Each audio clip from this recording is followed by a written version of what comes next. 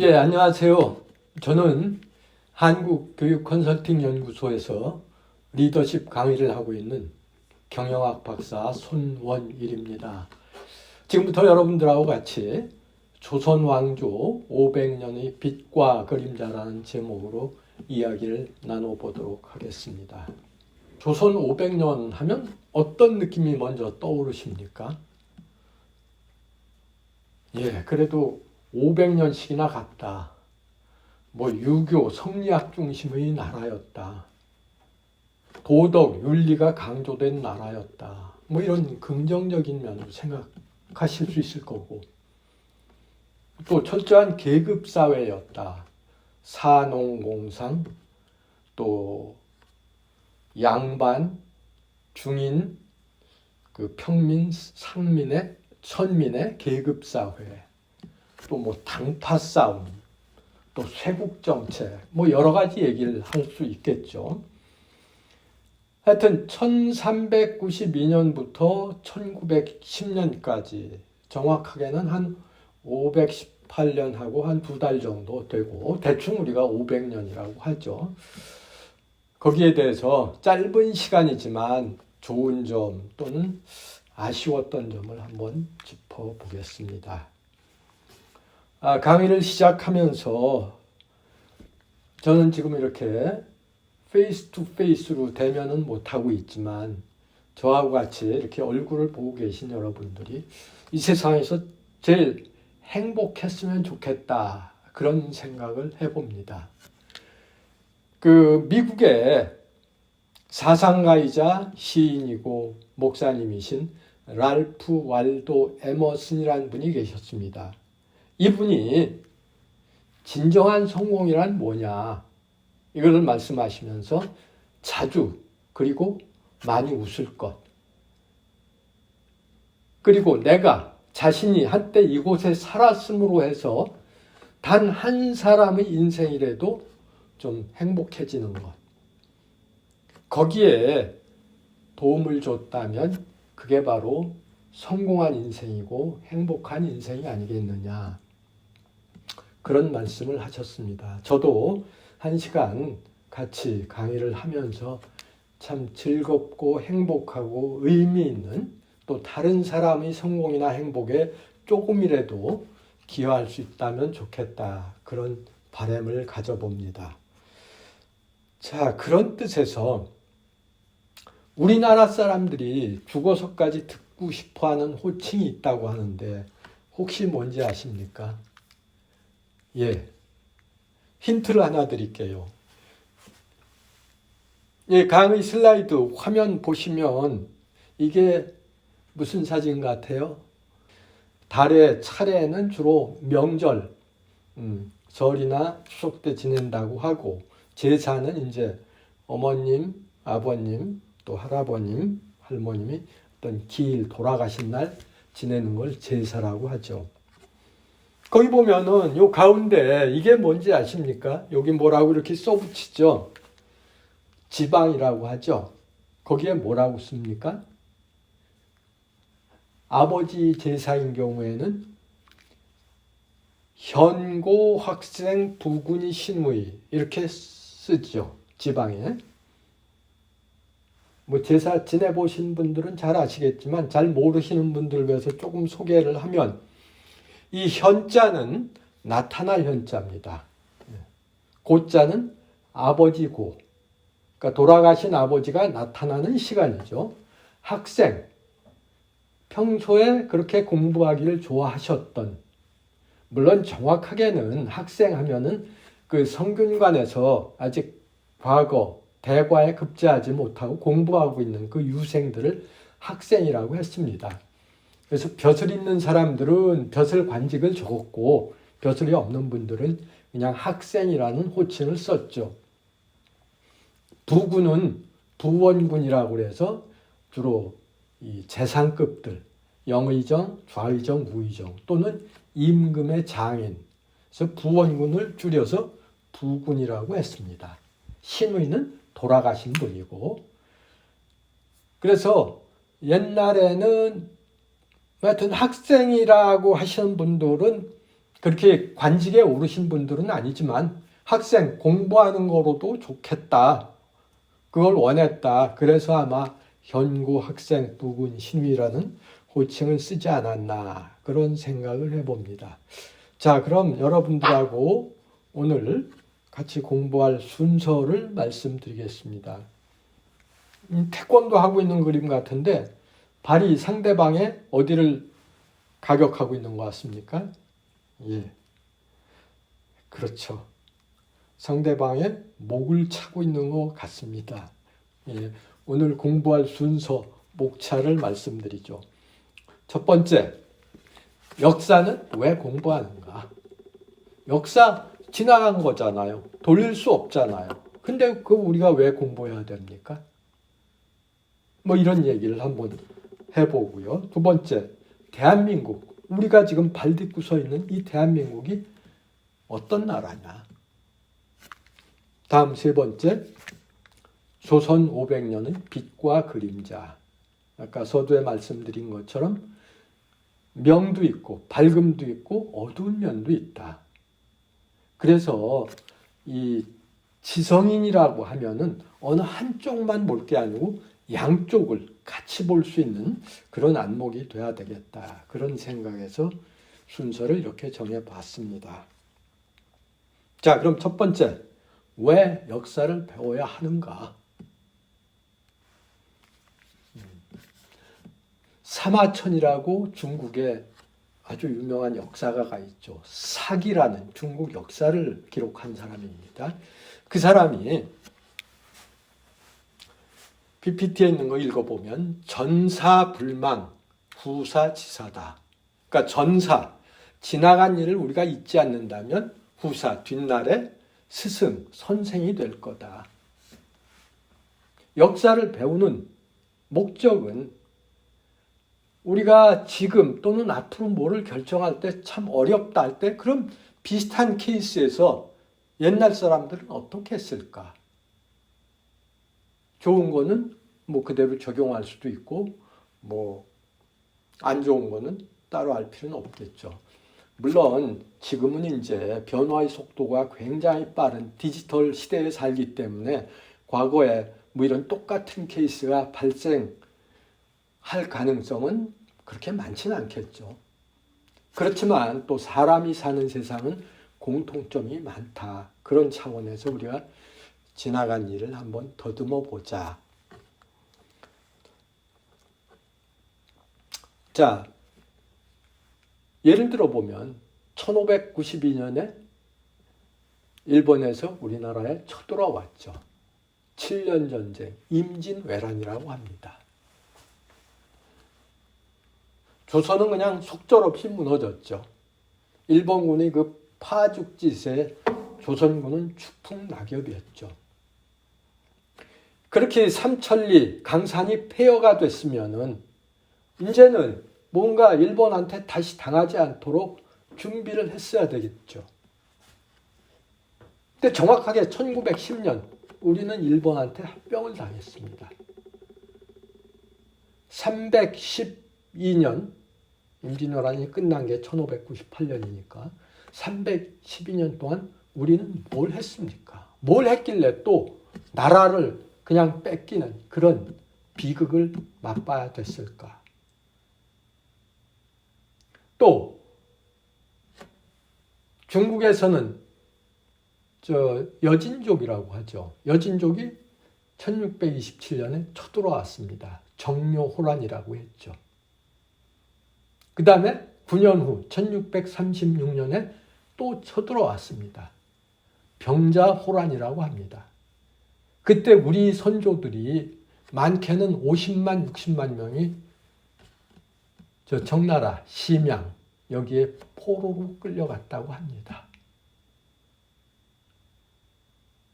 도대체 한 번 당했으면 그 다음엔 정신을 차리고 뭔가 준비를 했어야 되지 않겠느냐.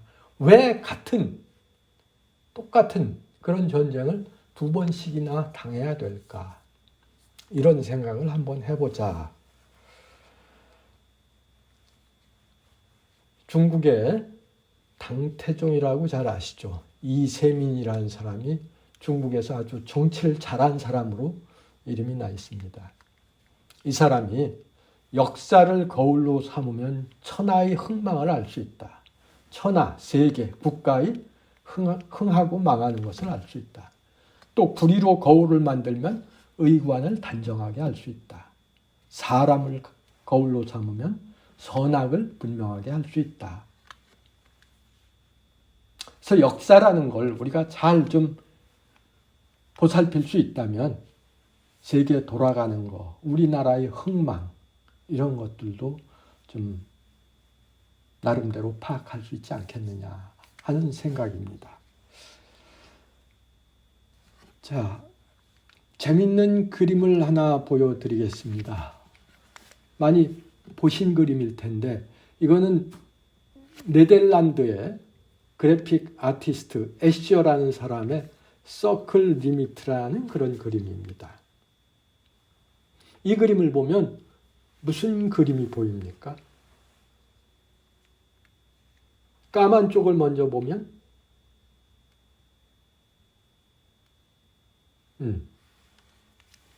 이런 마귀 같은 그림이 보이죠. 보이십니까? 다음 하얀 쪽을 보면 이런 천사, 엔젤 같은 모습이 보이죠. 그렇습니다. 이 그림엔 마귀, 악마의 그림도 있고 천사의 그림도 있습니다. 양쪽을 우리가 다 볼 수 있어야 된다. 그런 말씀입니다. 다음 그림 하나 더 보겠습니다. 삼각형들이 있습니다. 이 삼각형들은 어느 방향을 향하고 있을까? 왼쪽, 오른쪽, 위, 아래. 가로로 보신 분들은 삼각형이 보시는 방향에서 오른쪽으로 향해 있죠. 꼭지점을 보시면 또 우쪽 꼭지점을 보면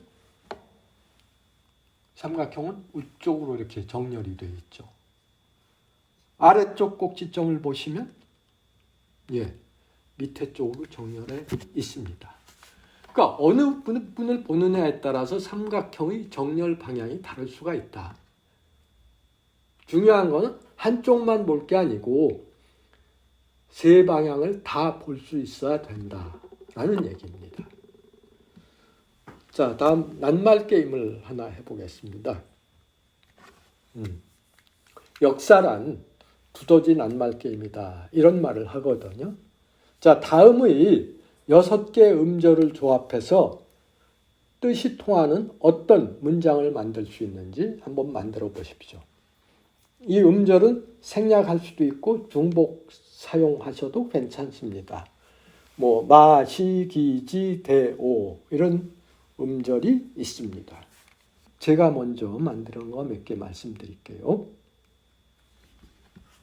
첫 번째, 기대시오. 됩니까? 기대시오. 두 번째, 기대지 마시오. 됩니까? 다음, 기시오. 엉금엉금 기다 할 때 겨라 기시오. 됩니까? 다음, 기지마. 됩니까? 다음, 오시오. 컴온, 오세요. 오시오. 다음, 오지마. 다 되죠. 서로 정반대되는 그런 문장을 이렇게 만들 수 있습니다. 근데 자꾸 우리는 어느 한쪽만 보고 그것이 전부인 양 보고 있는 그런 우를 범한다. 그래서 역사를 볼 때는 긍정적인 거, 부정적인 거, 명, 암을 다 볼 수 있어야 된다. 그런데 보통 사람들은 자기 보고 싶어하는 부분만 보는 경향이 많습니다. 그러다 보니까 보통 우리가 이런 경우를 보수다, 진보다 이렇게 나누는 거죠. 보수가 맞습니까? 진보가 맞습니까? 맞고 틀리고의 문제가 아니죠. 보수는 보수대로 필요하고 진보는 진보대로 필요하고 이런 좀 균형적인 역사관이 필요하지 않겠느냐. 그 얘기입니다. 다음 그림 하나 더 보겠습니다. How the media can manipulate our viewpoint. 그 미디어는 어떻게 우리의 관점, 뷰포인트를 이렇게 조작할 수 있겠느냐라는 질문입니다. 자, 이대로 보시면은 가해자가 누가 같습니까? 그림으로 볼 때는 칼을 들고 있는, 쫓아가는 오른쪽에 있는 이 친구가 가해자 같죠. 그런데 이거를 우리가 카메라로 이렇게 잡았다.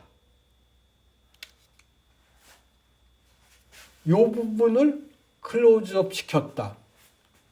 이때 어떻게 됩니까? 가해자, 피해자가 바뀔 수가 있는 거죠. 그래서 우리가 단지 미디어 상으로 보는 이런 것만 받고 사실을 다 파악하기는 어렵다.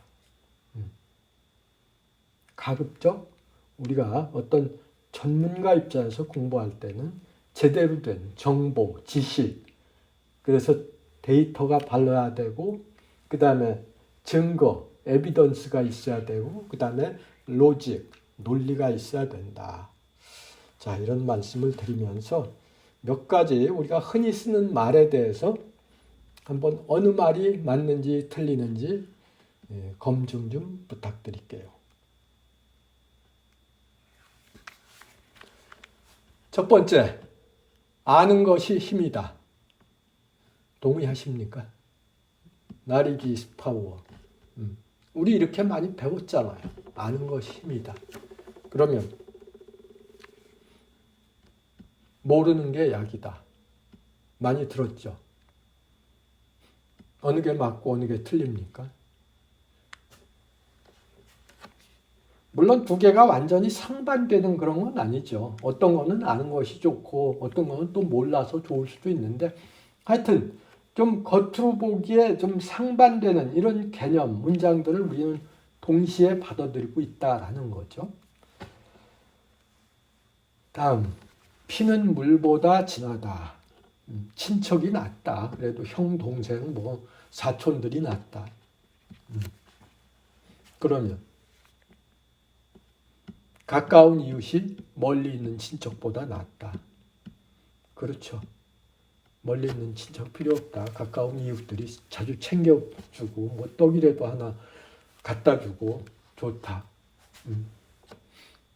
둘 다 우리가 수긍할 수 있는 그런 속담인가요? 이게 뭐 하여튼 그렇죠. 다음, 빛 좋은 개 살고 겉만 번지르르 하다. 그렇죠? 속 빈 강정이다. 다음, 보기 좋은 떡이 맛도 있다. 일단 보기가 좋아야 된다. 그래야 내용도 좋다. 그냥 보기에는 좀 약간 그 균형이 안 맞는 그런 말들을 우리는 동시에 같이 쓰고 있다. 그 말씀을 드리는 겁니다. 조선은 선비의 나라다. 그렇습니까? 양반들, 글 읽은 사람들, 성리학을 한 사람들, 이 사람들이 인정받는 나라였다. 다음, 조선은 노비의 나라였다. 조선 초기 중기까지는 뭐 노비가 한 40%에 육박했다. 그런 데이터도 있죠. 조선 말기로 내려오면서 이제 노비 중에서도 조금 돈을 모은 사람들은 이제 양반 자리를 사고 하는 사람 바람에 조선 말기 오면 뭐 10% 20%까지 이렇게 떨어지고 1894년 갑오경장 때 이제 그때 노예 해방을 하면서 거의 없어진 걸로 보시면 됩니다. 자, 지금 이런 거를 보면서 참 역사를 어떻게 봐야 될까? 그래서 제가 제목을 조선 왕조 500년의 빛과 그림자 이렇게 붙인 것도 빛도 있고 그림자도 있다. 이걸 좀 한번 같이 보자. 그런 뜻으로 제목을 붙여봤습니다. 자, 여러분들이 아실 만한 사람들 6명을 한번 들어보겠습니다. 둘씩 이렇게 짝을 지을 때 누구의 손을 들어주시겠는지 그냥 얼핏 그래도 난 이쪽에 손을 들어주고 싶다 하시면 됩니다. 첫 번째, 정몽주와 정도전. 정몽주 잘 아시죠? 고려의 충신. 이방원이한테 선주교에서 죽었다. 정도전, 조선 건국의 1등 공신이죠. 정도전도 역시 이방원이한테 죽었습니다. 한번 생각해 보시고요. 다음, 성산문과 신숙주. 성산문은 사육신으로 잘 알려져 있죠. 또 신숙주, 성산문하고 굉장히 절친의 사이였다고 하죠. 근데 성산문은 영모로 죽고 신숙주는 남아서 이제 다른 일들을 했죠. 누구의 손을 들어주시겠습니까? 다음, 김상헌과 최명길. 영화도 있었죠. 남한산성이라는 영화도 있었고, 김상헌은 병자호란 때 항복할 수 없습니다. 전원이 다 죽을 때까지 싸워야 됩니다. 주장을 했죠. 최명길은 지금 청나라하고 게임이 안 됩니다. 항복하지요. 그것이 백성들을 살리는 길입니다. 자, 누구의 손을 들어주시겠습니까? 이것도 쉽게 누가 맞다 틀리다, 누구의 손을 들어줘야 된다, 아니다, 그럴 상황은 아닌 것 같아요. 주로 왼쪽에 있는 정몽주, 성산문, 김상헌 이런 사람들이 어떤 충절, 의리 이런 것들을 강조한 사람이라면, 오른쪽에 정도전, 신숙주, 최명길 이런 사람들은 어떤 현실적인 것, 실리, 개혁 이런 것들을 주장한 사람이죠. 정몽주와 정도전은 둘 다 이방원이 손에 죽었지만 정몽주는 태종 때 다시 현창이 됐습니다. 복권을 시켜줬다라는 거죠. 근데 정도전이는 조선을 개국했음에도 불구하고 조선 말기 고종 때 나와서 복권이 됐습니다.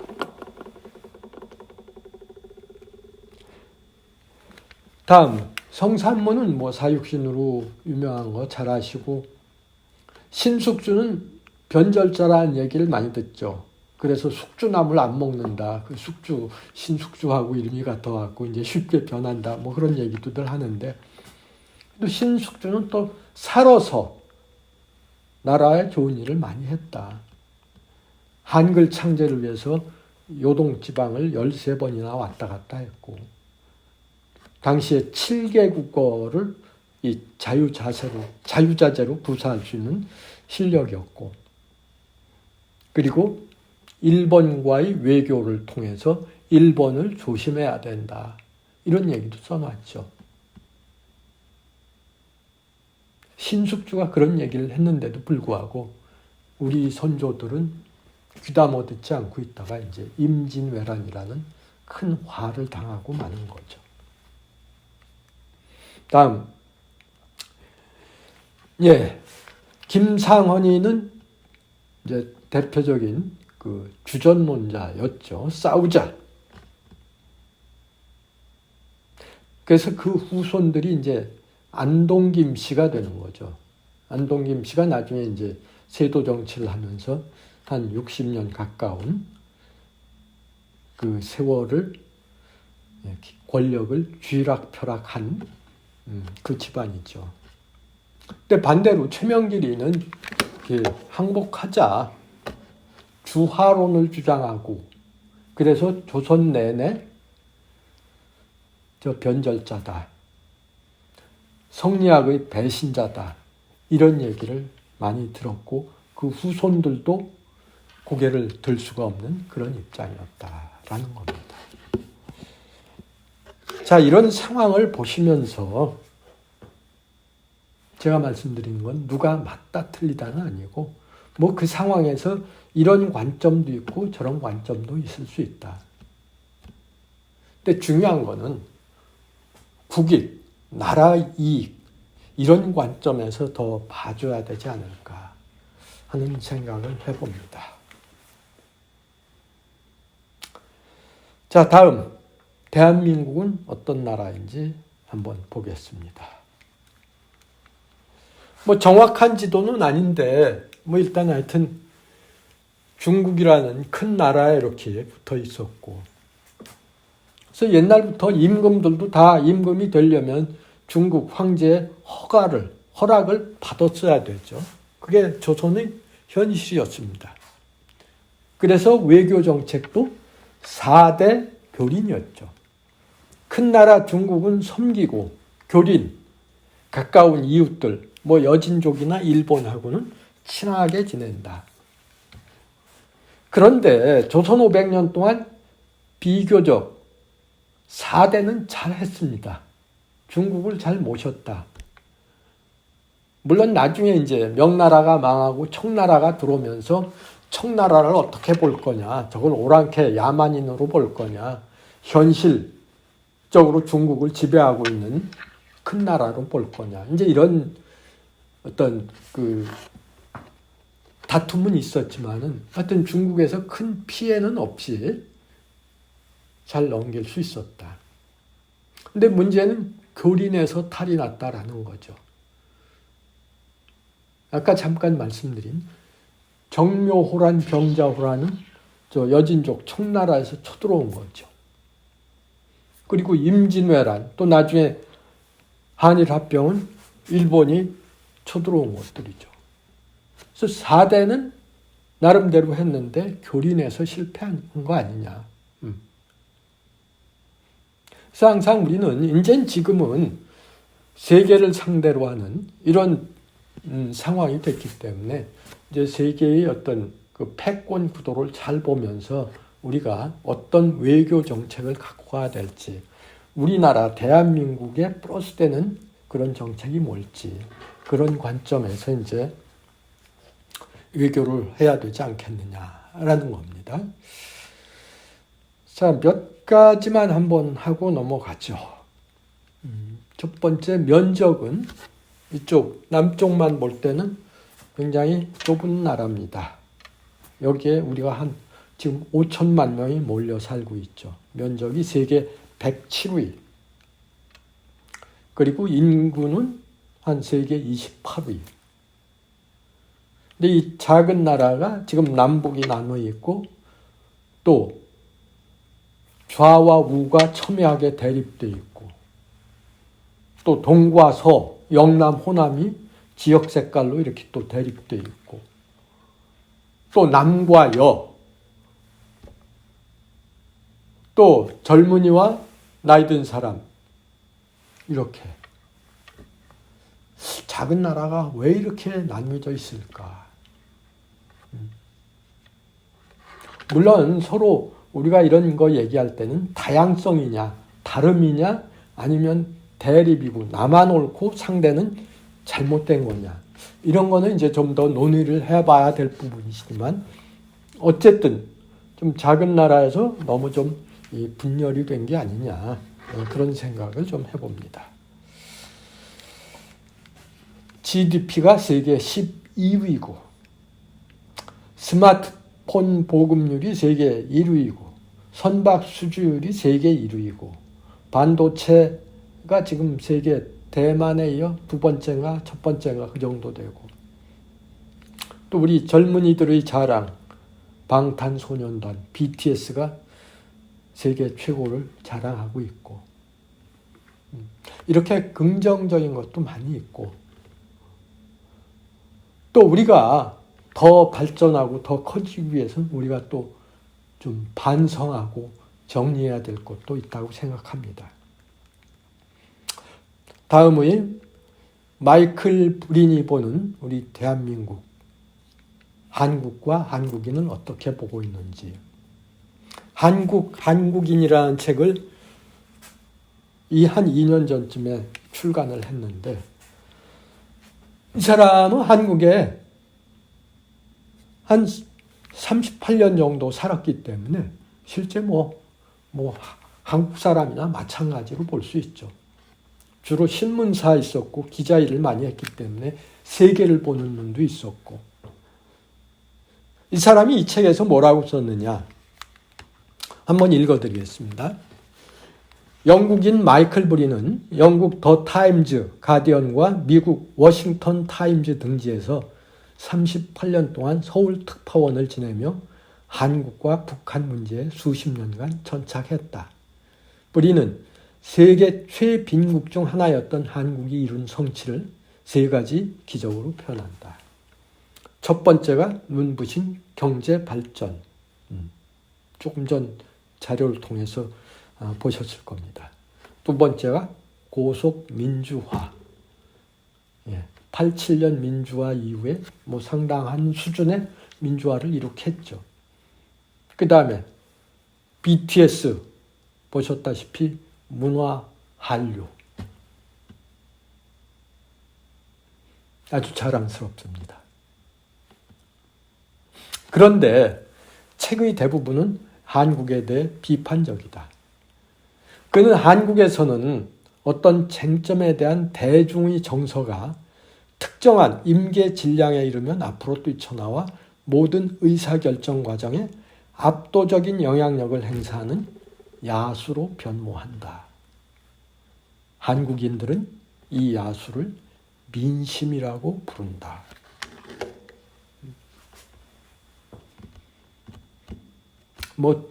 이 부분에 대해서는 동의하실 수도 있고 안 하실 수도 있습니다. 보통 그런 얘기 많이 하죠. 한국은 헌법 위에 떼법이 있다. 국민정서법이 있다. 한국인은 이 감성적인 민족이다. 그런 부분은 다는 아니지만 어느 정도는 글쎄 그런 면이 있는 것 같다. 라는 생각이실 겁니다. 브린의 눈에 비친 한국인은 타인에 대한 배려가 부족하다. 길거리 지나가도 부딪히면 좀 죄송합니다, 미안합니다. 물론 잘하는 사람도 있고 못하는 사람도 있고 잘하는 사람들이 더 많죠. 근데 의외로 참 이런 매너 같은 거에 대해서는 좀 문제가 되는 그런 경우도 많이 있는 것 같아요. 천박할 정도로 신체적 아름다움에 집착한다. 토론할 줄을 모른다. 그냥 우기고 목소리 큰 사람이 이기는 거지 정확한 데이터, 에비던스, 로직 이런 거에는 조금 부족하지 않겠느냐. 물론 저도 그렇게 생각을 합니다. 그러면서 브린은 내 비판은 내부자로서의 비판이다. 애정이 바탕돼 있다. 이런 얘기를 하면서도 자기도 한국을 사랑하는 그런 마음에서 한다.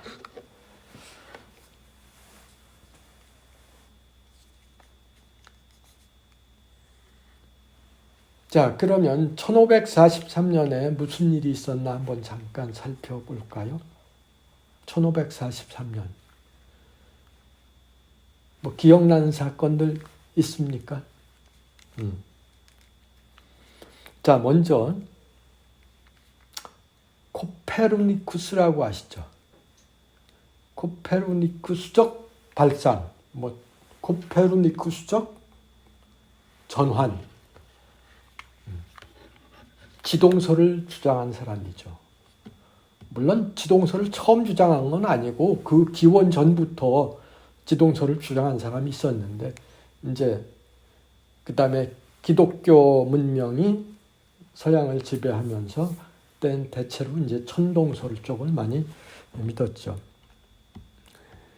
1543년에 이제 구스가 처음 지동설을 주장하고 이제 바로 죽습니다. 1543년.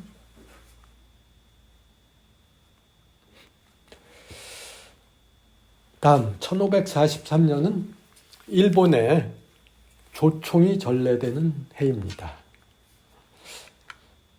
일본 가보신 분들은 아시겠지만 저 일본 남쪽에 가고시마 그 밑에서 이제 배로 좀 내려가면 다네가시마라는 길쭉한 섬이 있습니다. 거기에 이제 그 포르투갈 배 하나가 표류를 해오죠. 그리고 얼마 정도 머물면서 보니까 그 친구들이 길게 이렇게 돼 있는 것 같고, 그때는 아직 총의 개념이 없었으니까 빵빵 쏘니까 동물도 죽고 어떤 표지판도 그냥 막 날아가고 하거든요.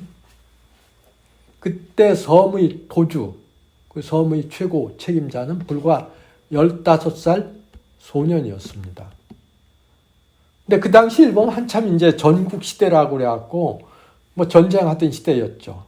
조금 있다가 이제 오다 노부나가, 도쿠가와 이에야스, 또 도요토미 히데요시 막 나오고 하는 그 직전입니다. 그때 저 총을 무기로 썼으면 좋겠다. 그때는 이제 칼, 창 이런 것밖에 없을 시절이니까. 그래서 그 포르투갈 사람한테 그거 좀 한번 줘보시오. 했더니 아니, 그냥 줄 수는 없다. 그럼 돈 줄 테니까 주시오. 그래서 최종 지금 우리 돈으로 10억 원, 10억 원을 줬더니 초총 한 자루 주면서 예수 하나 더 서비스로 줍니다 하고 2자루를 줬다라는 얘기죠. 이제 그걸 갖고 오다 노부나가 같은 사람이 이제 총으로 전국을 제패했죠. 그래서 오다 노부나가는 이제 중간에 죽고 도요토미 히데요시가 이제 일본을 정리하고 그 다음에 이제 임진왜란이 일어나는 거죠. 근데 이 임진왜란 때 쳐들어온 일본군이 한 16만 명이 되는데 그 중에 3만 명이 조총을 들고 들어왔다라는 거죠. 그때 당시에 조총 3만 정은 전 유럽에 있는 조총수보다도 훨씬 많았다. 이걸 조선에서 어떻게 당하겠습니까? 그냥 추풍낙엽이죠. 그런데 우리 조선에서는 무슨 일이 있었느냐? 그때는 1543년이면은 중종 때입니다. 조선 11대 임금이죠. 이때 최초로 서원 아시죠? 서원. 백운동 서원을 설립했습니다. 백운동 서원. 몇 년 있다 이제 그 이름이 소수 서원으로 바뀌죠. 저 경북 영주 순웅에 있습니다. 자, 왜 이런 말씀을 드리냐 하면은 서양에서는 이제 지동설이 나오고 일본에서 조총이 전래되고 굉장히 빠른 속도로 바뀌어가고 있는데 조선에서는 아직도 성리학에 깊이 매몰되어 있었다. 이걸 말씀드리는 겁니다.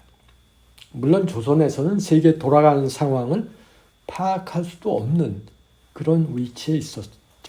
19세기 말 한국, 중국, 일본을 쥐락펴락한 그 3명의 정치 리더들이 있었습니다. 공통적인 게 다 이자로 시작한다라는 거죠. 조선엔 누가 있었습니까? 고종의 아버지, 그 유명한 흥선대원군 이하응이 있었죠. 중국에는 이홍장이라는 사람, 북양대신 들어보셨죠? 일본에는 우리 안이사 총에 죽은 이토 히로부미가 있었죠. 자, 그런데 잠깐 이 사람들이 특징, 또 시대적 배경이 어땠었느냐. 먼저 조선. 이때는 국가의 슬로건, 캐치프레이즈가 위정척사였습니다. 위정척사가 뭡니까? 바른 거는 지키고 나쁜 거는 물리치자. 바른 게 뭡니까? 성리학이죠. 유학. 나쁜 거, 뭐 천주교, 동학 이런 것들은 다 나쁜 거죠. 그래서 대원군은 이제 10년간 집권하면서 쇄국 정책을 쓰는 거죠. 비슷한 시기 이홍장은 어땠느냐? 이제 중국도 그때는 아편전장에서 깨지고 뭐 태평천국의 난이 일어나고 아주 불안정한 때였죠. 서양이 막 밀려 들어오니까 이홍장은 중체서용이라는 이걸 내걸었습니다. 이건 뭐냐? 프레임, 몸뚱이는 중국 거고 서양의 기술을 응용하겠다. 중체서용이었습니다. 다음, 이토 히로부미는 명치유신의 주역이죠. 여기서는 화혼양제를 내걸었습니다. 화혼은 일본인의 정신, 일본인의 혼에다가 이제 서양의 기술을 도입하자. 자, 결국은 화혼양제를 내건 일본 세력이 1876년에 조선하고 강화도 조약을 맺고 1894년 청일전쟁에서 청나라를 꺾죠.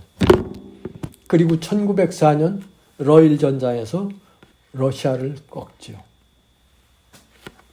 이런 주변 환경에 대해서 정치 리더들이 정확하게 파악을 하고 나름대로 나라가 어떻게 해야 될 건지 여기에 대한 대비를 하고 있었다라는 겁니다.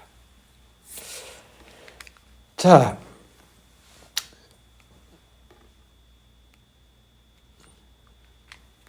하나만 더 해볼까요? 뭐 이거 1명, 11명, 28명은 옛날 얘기는 아닙니다. 지금 얘기입니다. 대한민국 1명, 중국 11명, 일본 28명. 이게 뭘까? 힌트를 좀 드릴게요. 일본 28명은 일본계 외국인이 3명이고 물리학이 11명, 화학이 8, 생의학이 5, 문학이 3, 평화가 하나입니다. 이쯤 되면 감이 오시죠? 노벨상 수상자입니다.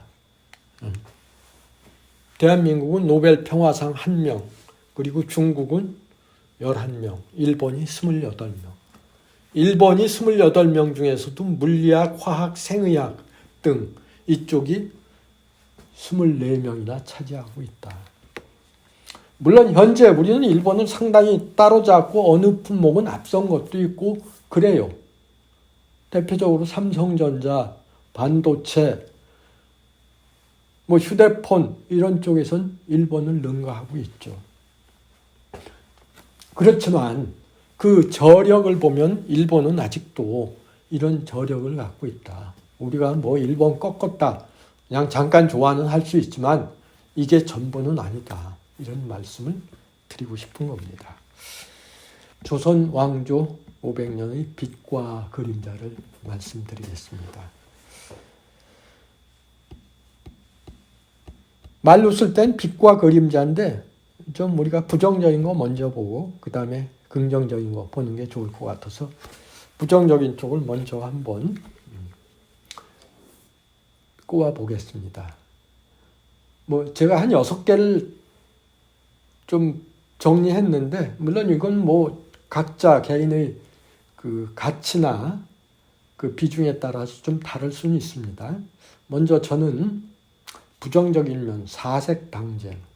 뭐 당쟁이 부정적인 거냐? 그건 아닙니다. 당쟁도 뭐 서로 이 다양성을 존중하고 서로 좋은 면을 하는 이런 것도 있었지만 조선의 당쟁은 철저하게 상대를 제거하고 응징하는 그런 면에서 좀 부정적인 면으로 봤습니다.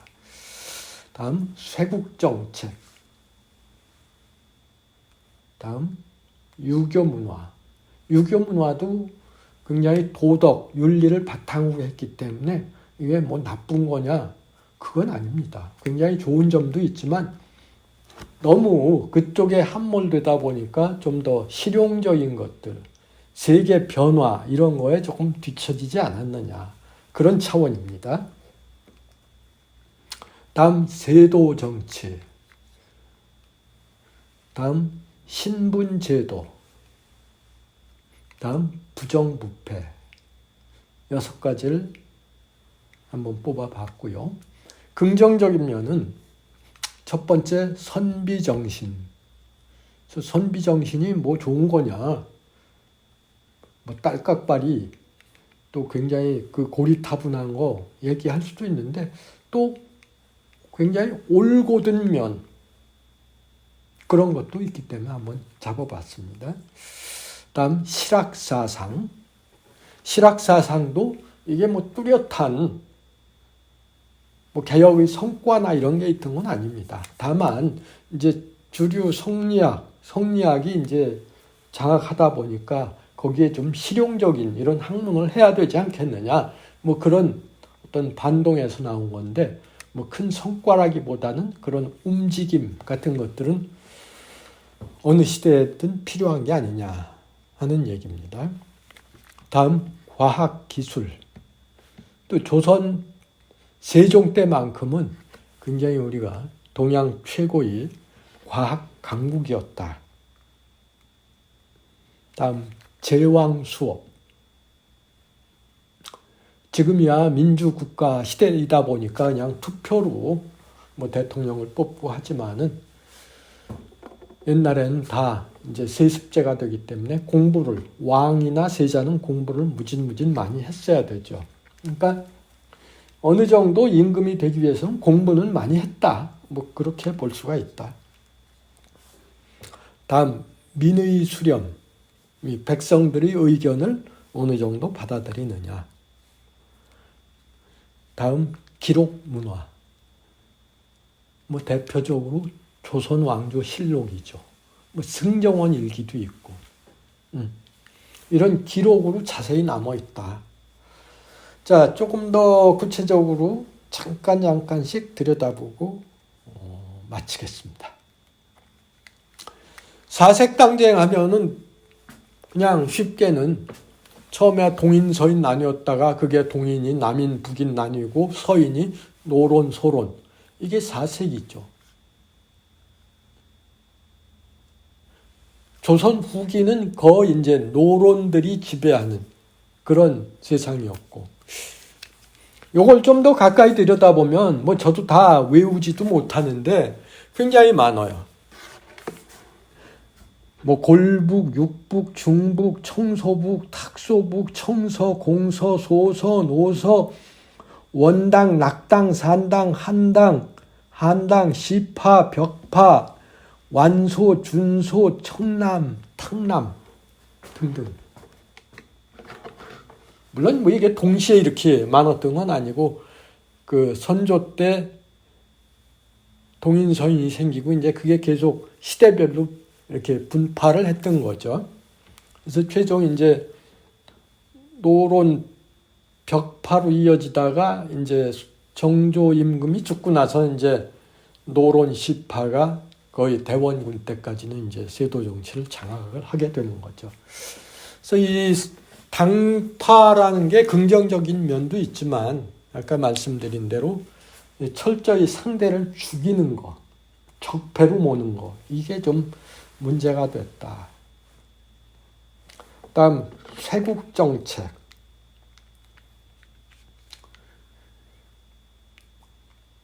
조선의 외교정책은 아까 말씀드린 대로 4대 교린이었습니다. 큰 나라는 섬기고 작은 나라하고는 친하게 지낸다.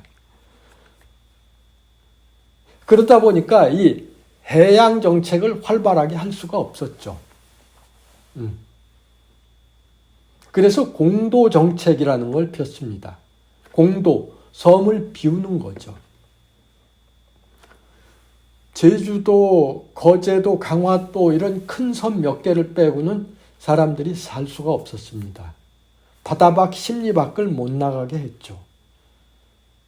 저 울릉도도 1880년 돼서야 그걸 개방을 합니다. 이런 것들이 우리가 좀 이 세계로 진출하는 것에 어떤 조금 한계점이 있지 않았느냐라는 얘기입니다.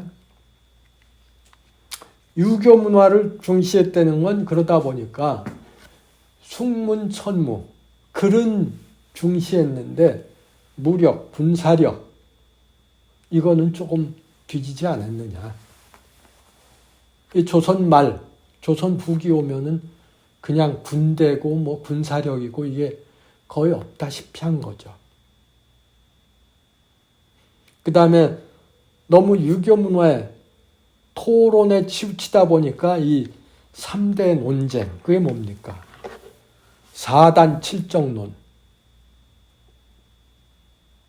뭐 다른 말로 이기 일원론, 이기 일원론. 이와 기가 하나냐 둘이냐.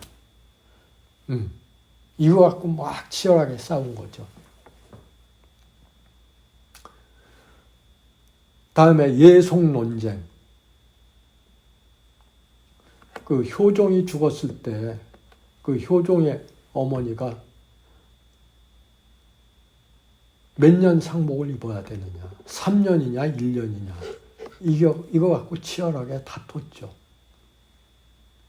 호랑 논쟁. 호랑 논쟁은 뭡니까?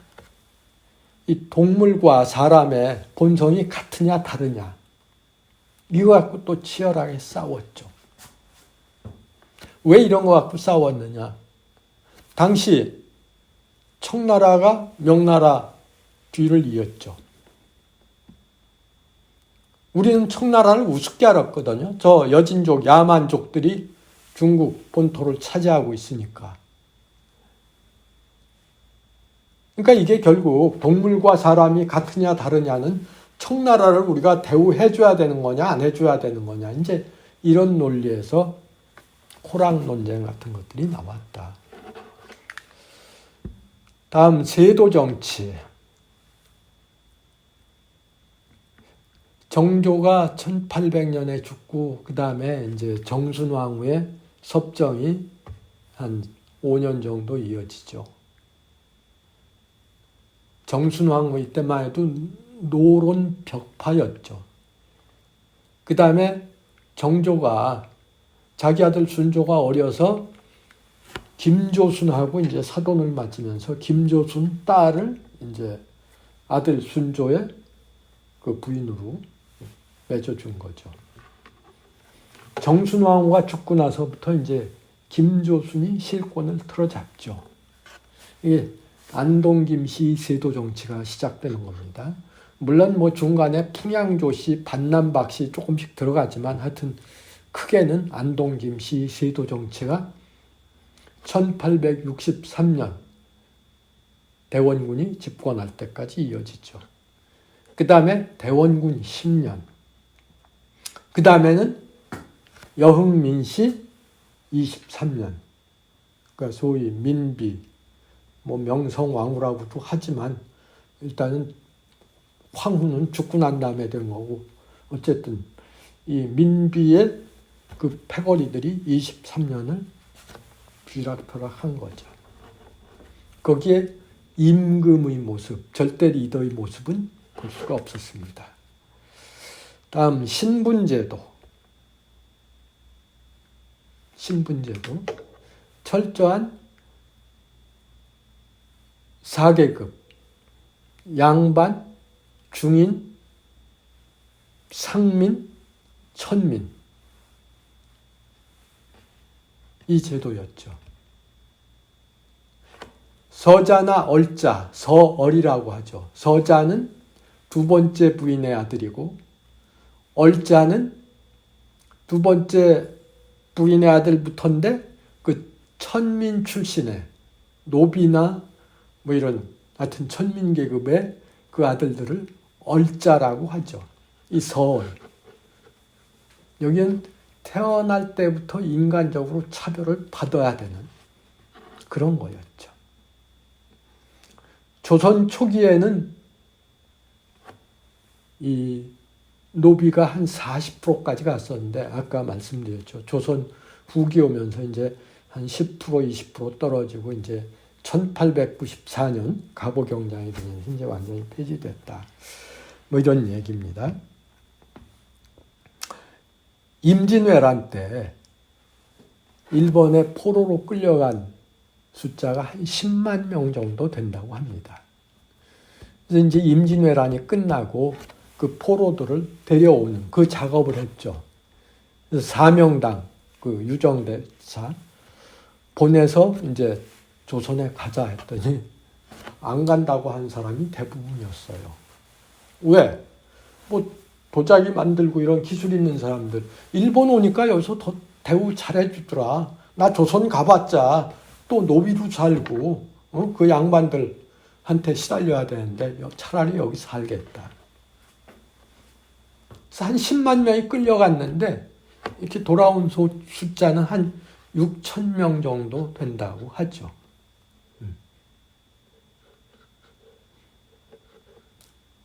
이때 당시에 이제 노예 시장에서도 제일 값싸게 팔리는 게 조선 포로들이었고 여기뿐입니까? 아까 그 병자호란 때 저 심양 가면 말 2마리 값만 주면은 그냥 사람 하나 사가고 하던 참 이런 시대를 살았다. 예. 다음 부정부패. 성리학을 바탕으로 출발한 나라지만은 들여다보면 상당히 부정부패가 많았다. 조선 500년 동안 청백리가 218명이었는데 주로 조선 전기에 162명, 이고 후기에 한 56명.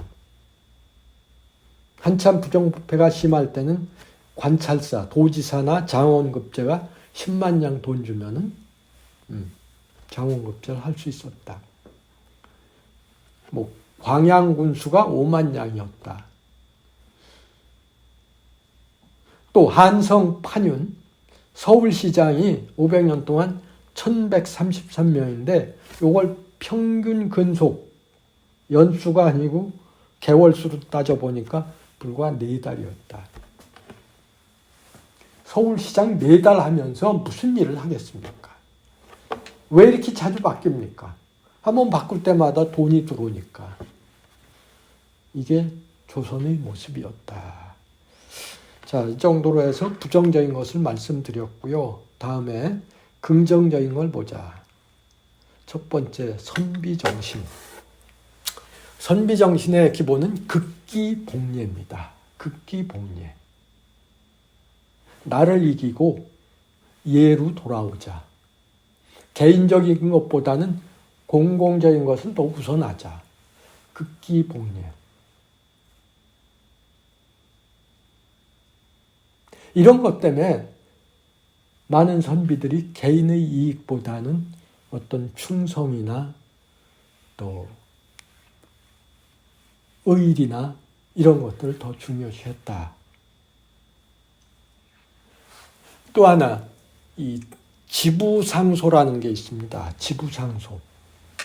도끼를 갖고 와서 상소를 올리는 거죠. 그게 뭡니까? 전하, 제 얘기를 안 들어주시거든 이 도끼로 제 목을 치십시오. 목숨을 내놓고 할 말을 한다. 대단한 절개 아닙니까? 다음에 실학사상. 흔히 실학사상의 그 학파를 나눌 때 경세치용. 경세치용은 그 땅 문제.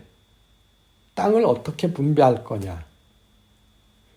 경세치용 글자 그대로 해석하면은 세상을 경영하는 것은 다루는 것은 결국 쓸모가 있어야 된다. 경세치용. 땅을 어떻게 나눌 거냐. 그래서 균전제 똑같이 나누자. 뭐 한전제 최소한의 땅을 주자. 또 뭐 여전제, 정전제 이렇게 땅 문제를 나누는 걸 갖고 이제 주로 경세치용파라고 했고 또 하나가 이용후생파. 물자를 잘 이용하고 후생, 생활이 좀 넉넉해야 된다. 그 당시에 주로 북경을 다녀온 북학파들이라고 하죠. 담원 홍대용이나 연암 박지원, 초정 박재가, 이 사람들이 북경 가서 보니까 거기는 상업, 공업이 상당히 발전했더라. 길도 잘 나 있더라. 뭐 수레 같은 것들이 잘 만들어져 있더라. 물자가 이동하기가 쉬운데 조선에서는 그런 것들이 거의 없었죠. 왜? 길 잘 내놓으면 외적들이 쉽게 쳐들어온다. 그러니까 길을 아예 안 만드는 거죠. 거기에 무슨 상업, 공업이 발전하겠습니까? 다음에 실사구시, 추사 김정희 같은 사람들, 실지 일에서 올바름을 추구하자. 그래서 저 북한산 순수비, 그게 이제 진흥왕 순수비다. 그러니까 실제 실물을 놓고 이게 뭐다, 기다 아니다를 따지는 이런 실사구시죠. 다음에 과학기술, 여기서는 이제 주로 세종 때, 뭐 지금 보면 노벨상이라고 생각하시면 되죠. 이때 조선의 29건, 중국의 5건, 일본 제로, 기타 28. 조선이 노벨상이 한 29개 되는데 중국 5개, 일본 꽝이다. 뭐 이런 얘기입니다. 과학적인 도구들이 이때 당시 많이 발명이 되고 나타나기 시작했던 거죠. 이 자료는 1983년 일본 출판 과학사 기술사 사전에 나오는 그런 내용입니다. 우리의 기록이 아니고 이제 일본에서 이런 기록을 갖고 있다라는 얘기죠. 다음에 제왕수업. 임금이 되려면 공부를 무지무지 해야 했습니다. 임금이 되면은 경연이라는 걸 했었죠. 아침, 점심, 저녁, 야간까지 엄청 공부에 시달려야 됐습니다. 물론 뭐 공부만 하는 게 아니고 그 공부 시간에 같이 정책 토론도 하는 거지만은 임금이 하는 게 경연이었고, 세자, 임금이 될 사람들, 임금 후보자도 3살, 4살 때부터 이렇게 치열하게 리더의 공부를 했어야 되는 거죠.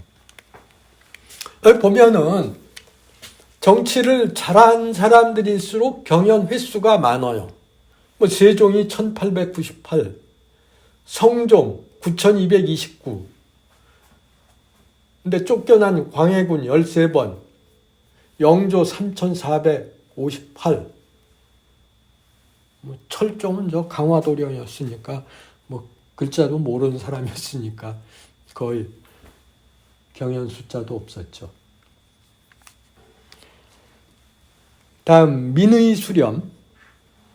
뭐 요즘도 뭐 청와대 청원 해갖고 막 이렇게 올라가는 것들이 있던데, 옛날에는 우리가 잘 아는 뭐 신문고, 뭐 상소 이런 제도들이 있었죠. 상소는 주로 이제 글을, 한자를 아는 사람들이 주로 썼고, 신문고는 이제 그 궁궐에 이제 북을 만들어 놓고 억울한 일이 있으면 와서 동동동동 하고 쳐라. 상어는 주로 이제 한자를 잘 이렇게 격식을 갖추지 못하고 이두나 또는 뭐 한글 이런 거로 쓰는 걸 상언이라고 했고, 격쟁은 임금의 행차가 지나가면 그냥 꽹과리를 쨍쨍쨍쨍 치면서 달려나가서 전하 제가 드릴 말씀이 있습니다 하는 그걸 격쟁이라고 했습니다. 조선 22대 임금 정조 때는 수원 행차, 화성 행차를 많이 했죠. 그때 정조가 이제 행차하면은 거기 나타난 상언 격쟁이 무려 3,500건이나 됐다. 그만큼 백성들 얘기를 가까이에서 직접 들었다라는 얘기가 됩니다. 다음 마지막으로 기록문화. 조선에는 이 기록에 아주 철저했습니다. 대표적으로 우리가 잘 아는 조선왕조실록. 이거는 태조 때부터 25대 철종 때까지입니다. 그 다음에 고종, 순종은 이쪽 대한제국 쪽으로 넘어가고 조선 왕조만 할 때는 25대 임금까지. 근데 임금이 신하하고 독대할 때도 사관들 2명이 반드시 배석했다고 하죠. 한 명은 왼쪽에 앉아있는 그 사관은 주로 임금의 제스처, 표정, 이때 임금이 뭐 웃었느냐 아니면 노했느냐 이런 표정을 기록했고, 오른쪽에 앉아있는 사관이 임금의 그 말투, 어떤 내용, 말의 내용을 기록했다라는 거죠. 이게 글자 숫자로 따져보면은 4천, 한자로죠. 4,964만 6,667자. 요거를 하루에 4시간씩 우리가 매일 읽는다 쳐도 12년을 읽어야 조선 왕조 실록을 다 볼 수 있다라는 얘기입니다. 물론 이거 한자로 보려면은 한자 실력이 엄청나야 되는 건데, 요즘은 이게 다 한글로 번역돼 있으니까 인터넷 들어가도 이제 쉽게 접근할 수가 있죠. 어쨌든 기록에 철저했다. 다음에 승정원 일기. 승정원 일기는 그 임금의 옆에 있는 그 비서들이 쓰는 거죠. 뭐 요즘 얘기로 하면 이제 청와대 비서들이 쓴 그 승정원 일기죠.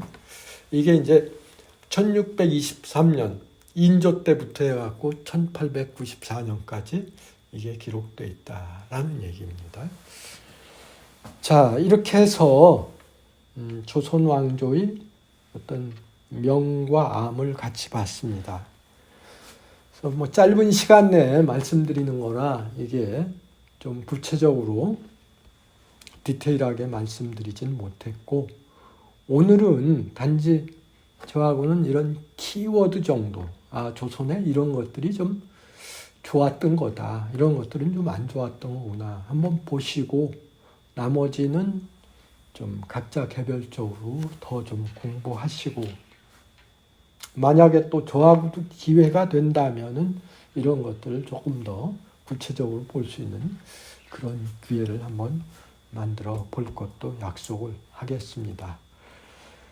자, 이상 제가 한 1시간 정도 예상하고 말씀을 드렸는데 1시간을 조금 넘은 것 같으네요. 예. 일단은 여기서 마치고 나중에 뭐 더 궁금한 거, 자세한 거는 이쪽 서초 플러스 센터에 또 문의를 해 주시면은 제가 충분히 답변을 해 드리겠습니다. 예, 감사합니다. 여기서 마치겠습니다. 고맙습니다.